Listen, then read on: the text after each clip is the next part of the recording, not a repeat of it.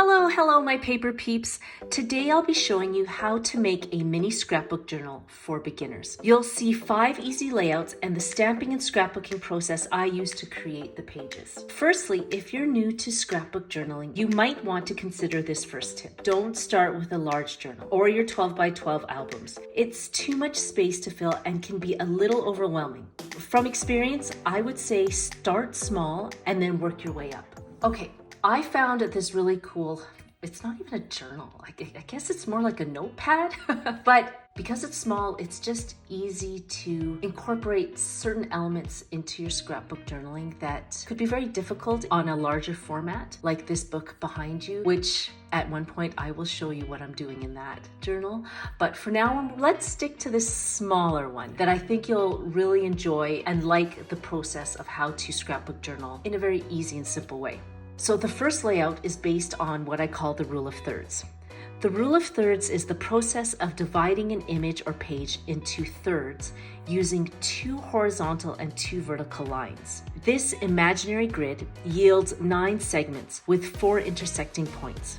The key is to position the most important elements of your image at one of these intersections. When you do this, you produce a natural composition that is pleasing to the eye.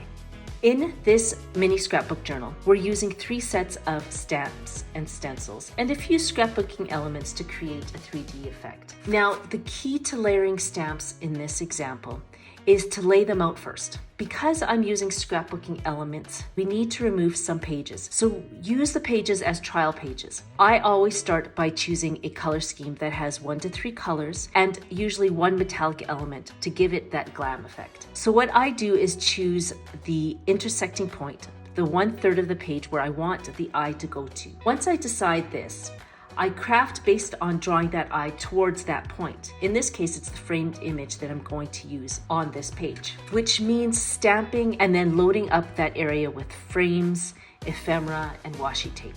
And you can see here how I'm just layering the stencils, the stamps, and the frame, and you'll see what it looks like and how it will actually turn out in the end.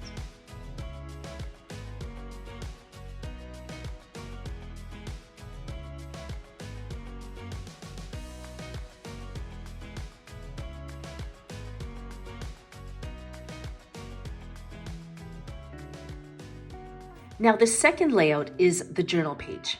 Because this journal is small, there's very little room to journal on the photo or art page. There are no hard fast rules that dictates you have to journal directly on that page. In this book, I like to add the journal pages directly after the photo page or the art page. And I would call this journal page, or I'd call this journaling setup my layered effect. In this case, I didn't use the rule of thirds. Well, actually, you know what? I guess I did. You could say I did use the rule of thirds because I'm trying to draw the eye towards the layered tab right here. Again, I used this layering effect to act as a background for my sentiments. Then I followed it up with these journal pages that were stenciled. So it's really simple, the journaling pages that follow after this. I mean, you can stamp after you've journaled, but I kind of like the simplicity of these journal pages because the art pages before that are so intricate that sometimes it's nice to have this negative space following that and just have the journaling kind of speak for itself, right?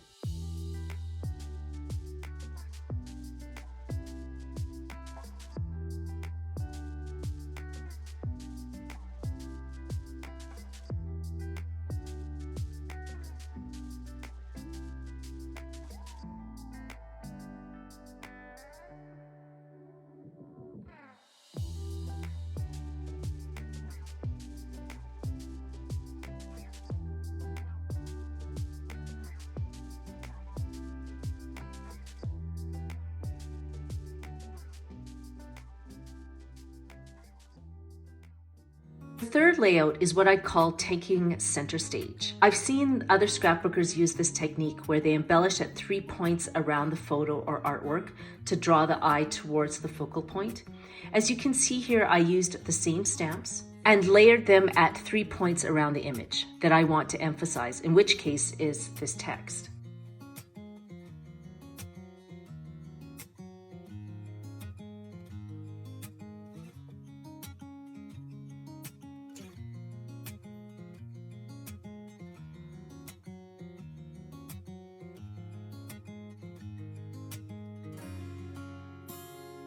So far, if you like this video, can you make sure you stamp that like button so it could spread to the rest of our crafting community? I'd really appreciate it. Thank you. The fourth layout is what I call symmetry. For some reason, human brains respond well to symmetry.